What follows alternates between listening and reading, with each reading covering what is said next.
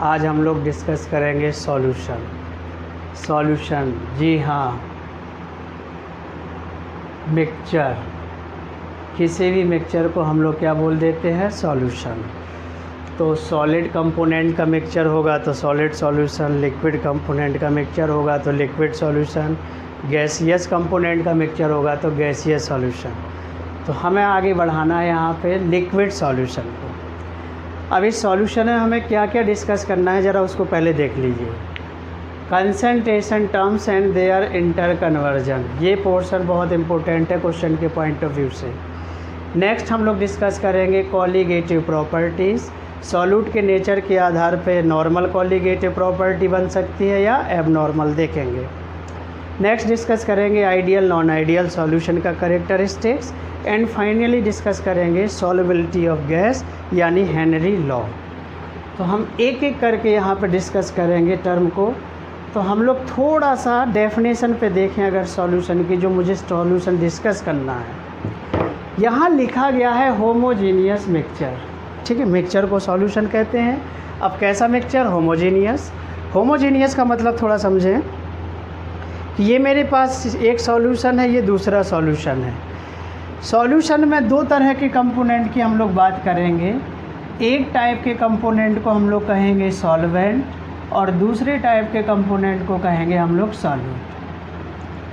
तो कौन सा कंपोनेंट डिजॉल्व किया जाता है, सॉल्यूट। तो ये जो पार्टिकल दिखाए गए हैं, इमेजिन कर लीजिए सॉल्यूट पार्टिकल है, ठीक है।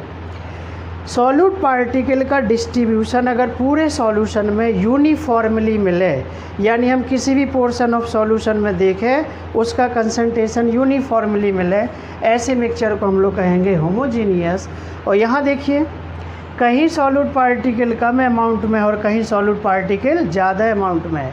तो जब सॉल्यूट पार्टिकल का अमाउंट कहीं कम हो कहीं ज़्यादा हो, यानी डिफरेंट पोर्शन ऑफ सॉल्यूशन में अमाउंट वेरी करे, तो ऐसे मिक्सचर को हम लोग कहेंगे हेट्रोजीनियस।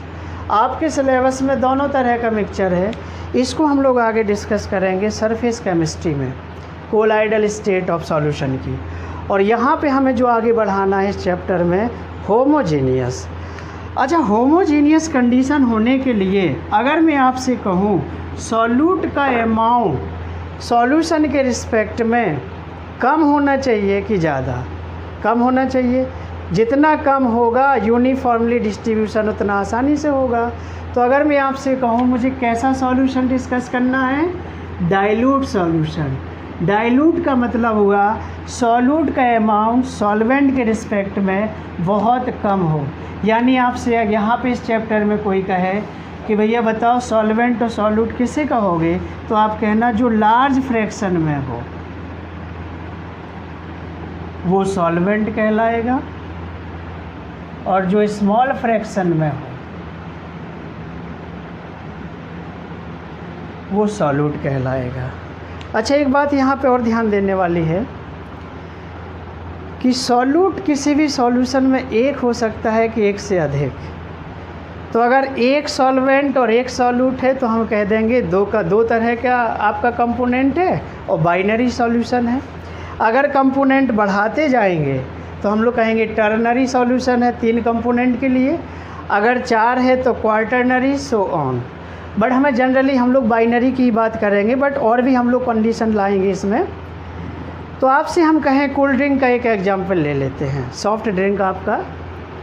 उसमें अगर आप कहें कि भैया वाटर लिया गया होगा, कंपनी ने वाटर लिया होगा और इसमें certain amount of sugar dissolve कर दिया गया होगा और वो आपकी ठंडी कर दी गई होगी और कोल्ड ड्रिंक वो बन गई, नहीं। वाटर के अलावा उसमें शुगर के अलावा कुछ मिनरल्स भी डिजॉल्व किए जाते हैं, CO2 भी डिजॉल्व की जाती है। यानी सॉल्वेंट एक ही होगा, नंबर ऑफ सॉल्यूट का नंबर बढ़ेगा। तो आपसे कोई कहे कि किसी सॉल्यूशन में हमें यहाँ जो डिस्कस करना है सॉल्वेंट सिर्फ एक होगा, जबकि उस सॉल्यूशन में सॉल्यूट एक हो सकता है या एक से ज़्यादा हो सकता है, 1 और मोर हो सकता है। अब बात यहाँ पे आती है कि हम एक एक टर्म यहाँ पे डिफाइन करेंगे। जैसे हमारा फर्स्ट है पार्ट हमें जो डिस्कस करना है कंसंट्रेशन। तो कंसंट्रेशन का मतलब समझिए, फॉर्मूला ना करिए, पहले समझ लीजिए सॉल्यूशन के कंसंट्रेशन का क्या मतलब, तो समझें। सॉल्यूशन के कंसंट्रेशन का मतलब होता है सॉल्यूट का अमाउंट। सॉल्यूट का अमाउंट हम लोग सॉल्यूशन में देख सकते हैं, तो कह देंगे वो कंसंट्रेशन हो जाएगा। सॉल्यूट का अमाउंट हम लोग सॉल्यूशन में देख सकते हैं, वो कंसंट्रेशन कहलाएगा। अब क्वेश्चन ये अराइज होता है कि ज़्यादातर कंसंट्रेशन हम लोग डिफाइन सॉल्यूशन में करते हैं कि सॉल्वेंट में, तो मुझे लगता है आप लोगों को पता होगा। जैसे हम लोग अमाउंट इसका परसेंटेज में सॉल्यूशन में देखेंगे तो परसेंटेज में डिफाइन कर सकते हैं। फ्रैक्शन की बात करें मोल के रिस्पेक्ट में तो मोल फ्रैक्शन की बात करेंगे, मोलैरिटी की बात करेंगे, कैपिटल एम से डिनोट करेंगे, नॉर्मेलिटी की बात करेंगे, कैपिटल एन से डिनोट करेंगे, डेमल यूनिट की बात करेंगे, कैपिटल डी से हम लोग बात करेंगे, फॉर्मेलिटी की बात करेंगे, कैपिटल एफ से डिनोट करेंगे, या पीपीएम या पीपीबी की बात करेंगे। पार्ट पर मिलियन बोलेंगे, पार्ट पर बिलियन बोलेंगे। मिलियन बोले तो 10⁻�6, बिलियन बोले तो 10⁻�9। लेकिन हाँ, अगर सॉल्यूट का अमाउंट हम सॉल्वेंट में बात करेंगे, ऐसे कंसंट्रेशन टर्म को हम लोग कहते हैं मोलैलिटी।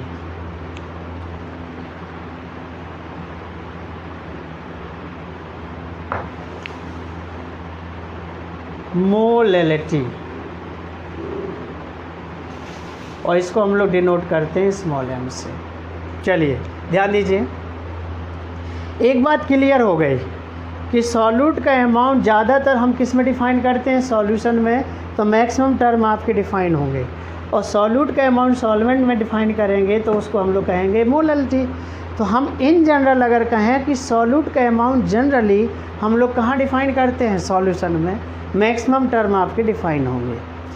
अब कुछ लोग कह सकते हैं कि सर इतने टर्म की ज़रूरत हमें क्यों, हम सॉल्यूट का अमाउंट किसी पर्टिकुलर किसी एक टर्म में डिफ़ाइन कर सकते हैं, बट यहाँ पे ये दो टर्म उठाता हूँ, परसेंटेज, चलो पीपीएम उठा लेते हैं, ठीक है। चलिए तो पहले मैं परसेंटेज को कंपेयर कर रहा हूँ और पीपीएम को। जैसे मेरे पास 1000 ग्राम सॉल्यूशन है, इसमें हमने 20 ग्राम सॉल्यूट डिजॉल्व किया, तो हम कहें कि बताओ भाई इस सॉल्यूशन में इसका कितना परसेंटेज है, तो आप क्या कहोगे कि 1000 ग्राम सॉल्यूशन कंटेन 20 ग्राम सॉल्यूट। परसेंटेज का मतलब होता है हम 100 वैल्यू में डिफ़ाइन करें उसको, तो अगर 100 ग्राम सॉल्यूशन में हम देखें ये कितना है, क्या कहोगे 20/1000 इंटू 100। 100 जीरो से जीरो कैंसिल हो गई, यहाँ पे हम लोग कहेंगे कितने परसेंट है, 2%। अच्छा, अब मैं अमाउंट को थोड़ा सा कम कर दूँ, यहाँ पे 20 ग्राम की जगह मैं अमाउंट को थोड़ा सा कम कर दूँ। चलिए देखते हैं।